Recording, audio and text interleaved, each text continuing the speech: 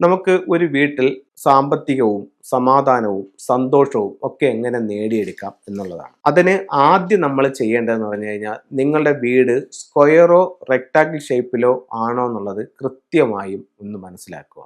അല്ലെങ്കിൽ നല്ലൊരു ഫെങ്ഷി കൺസൾട്ടിനെ കാണിച്ചിട്ട് അത് ഏത് രീതിയിൽ നമുക്കതിനെ കറക്റ്റ് ചെയ്യാൻ പറ്റും എന്ന് നോക്കുക.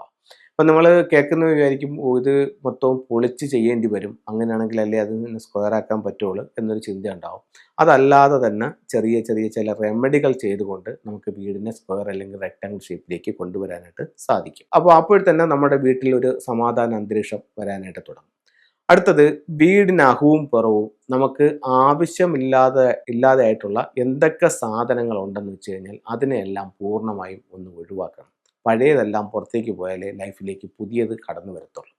അപ്പോൾ അതെല്ലാം ആവശ്യമില്ലാത്തതെല്ലാം ഒഴിവാക്കി വീടും പരിസരവും പൂർണ്ണമായും ഒന്ന് വൃത്തിയാക്കുക. അതിനുശേഷം വീടിൻ്റെ ഫ്ലൈങ് സ്റ്റാർ എടുക്കുക. വീടിൻ്റെ ഫ്ലൈങ് സ്റ്റാർ എടുക്കുക എന്ന് പറഞ്ഞു കഴിഞ്ഞാൽ ഒരു കൺസൾട്ടിനെ കാണിക്കും. ഇപ്പം നമ്മളെന്ന് പറഞ്ഞു കഴിഞ്ഞാൽ എന്തെല്ലാം ആവശ്യങ്ങൾക്കായിട്ട് എത്രയോ രൂപകൾ നമ്മൾ ചിലവാക്കി കളയുന്നു.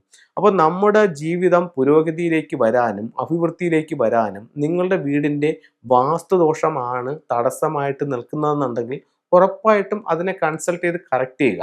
എങ്കിൽ നമുക്ക് മുന്നോട്ട് പോകാനായിട്ട് പറ്റും. എല്ലാവർക്കും വീടിൻ്റെ പ്രശ്നം കൊണ്ടാണ് മുന്നോട്ട് പോകാൻ പറ്റാത്തതെന്നല്ല ഞാൻ പറയുന്നത്. അത്തരത്തിൽ പ്രശ്നമുള്ളവർ ഒരുപാടുണ്ടാവും.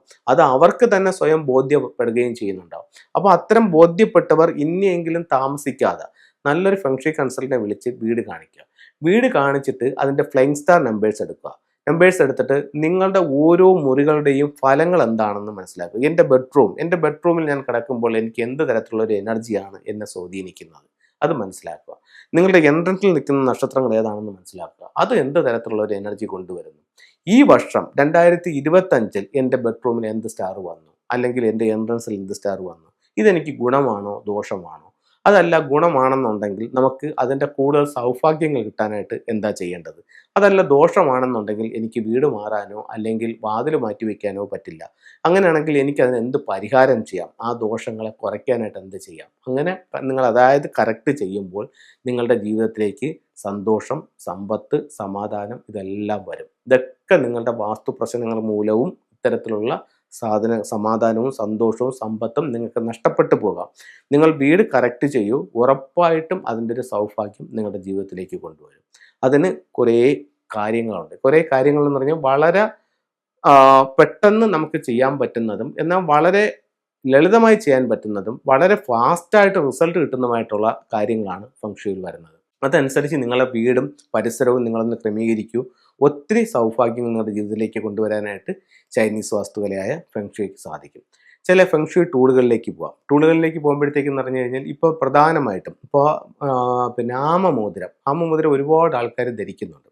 അപ്പം അത് പലരും പല ആവശ്യങ്ങൾക്കും അല്ലെങ്കിൽ പല കാരണങ്ങൾ കൊണ്ടുമാണ് ധരിക്കുന്നത്. ഇപ്പം ഫെങ്ഷുയെ പറ്റി പറയുകയാണെന്നുണ്ടെങ്കിൽ ഫെങ്ഷുയിൽ ഏറ്റവും പ്രധാനപ്പെട്ട ഉള്ള ഒരു ടൂൾ എന്ന് പറയുന്നത് ആമയാണ്. അത് എന്താണെന്ന് വെച്ച് കഴിഞ്ഞാൽ ഈ ഫെങ്ഷുയുടെ തന്നെ ഉത്ഭവം തന്നെ ആമയുമായി ബന്ധപ്പെട്ട് നിൽക്കുന്നു എന്നുള്ളതാണ്. അപ്പോൾ